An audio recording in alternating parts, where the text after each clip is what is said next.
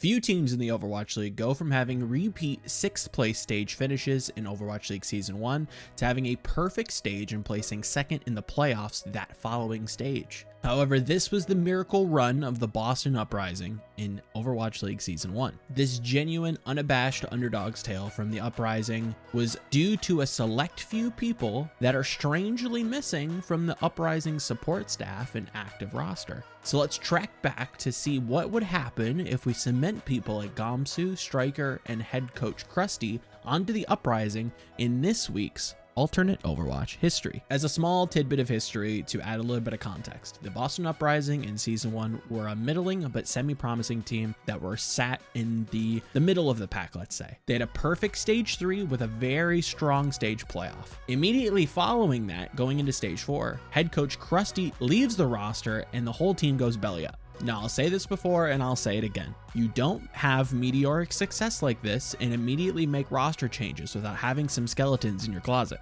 And there is some truth to that. In a report published by VP Esports, Boston was undergoing an internal crisis while performing relatively well in Season 1. Now that's not good however you try to spin it, but it does provide us with telling evidence as to why Crusty up and left for a team that at the time wasn't faring much better in the San Francisco Shock. Our job in this hypothetical theoretical environment is to hit pause on Stage 3 and then fast forward with all the roster moves intact into Overwatch League Season 2. However, we need to finish out 2018. First things first, there are two large topics we have to address in this hypothetical. One, how do we keep Crusty on Boston? If we just simply let things play out, nothing ever gets fixed. Crusty and the players still probably remain unhappy and leave shortly after the stage starts or the season in 2019 starts. But if we go back and tinker with a little bit of the history, I think we can engineer a way that he actually stays.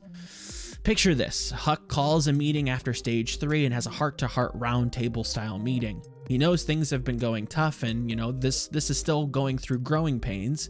But with the team's recent performance in Stage 3, Huck gives Crusty some much needed autonomy, which gives him more control over the roster and strategic coaching decisions. The day is saved and Boston still keeps their head coach and two quality players that they end up giving away in 2019. Now, while we're still in 2018, what does this roster look like going into Stage 4 and the seasonal playoffs? With Crusty's added autonomy, let's say he has some extra budget to spend and is looking to replace an unruly Kalios and fill out his DPS line. There just so happens to be a player around this time period that is available on the cheap, and that's Crusty's former RX Fox's stablemate, Sominsu. Runaway only signed this guy because no one else could get to him first. In this scenario, towards the tail end of his time with Bond Spirit Gaming, Sominsu reunites with Crusty on the Uprising to finish out Season 1. Now let's face it, Stage 4 doesn't see a huge upswing for Boston, but I'd wager that they could end with an even record going at the very least 5-5. This would still have secured them a playoff seed, but this is where I think Crusty really impacts the team.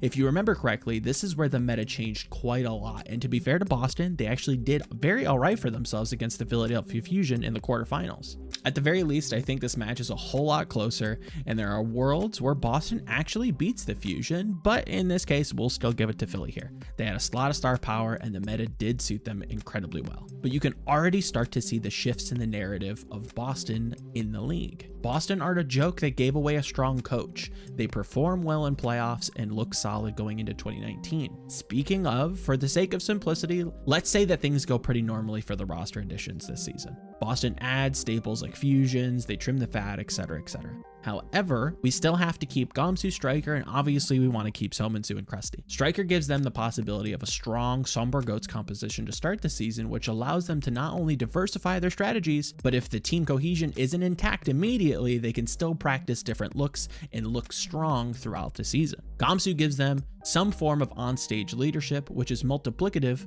with keeping Crusty. But many of those same traits can be said about fusions as well, so I think that move still goes through for the 2019 season and they start the season off looking a lot stronger. This also eliminates Gamsu's late sail to Shanghai, which admittedly looked very late and hectic. This gives Boston a much more structured approach in the offseason and adds to their efficiency of practice for their season opener. On that topic, earlier in the 2019 season, we did see quite a lot of Winston played at main tank, so there is reason to believe that Gamsu could have actually traded time with fusions while on that roster. On top of all of this, Crusty is well fitted for the GOATS meta as seen by the San Francisco Shock's success in 2019, and now he has the accessibility of Sominsu's Zarya to fall back on instead of Color Hex. This team is actually nuts compared to what we actually got in 2019. Screw the 19th place finish. I'm moving Boston with this tailored roster with Crusty to play-ins at the very least, somewhere around 12th to 11th. This is a team that with a little bit of elbow grease goes from being a laughingstock to a serious competitor. At the end of the day, this team has a brand new narrative surrounding it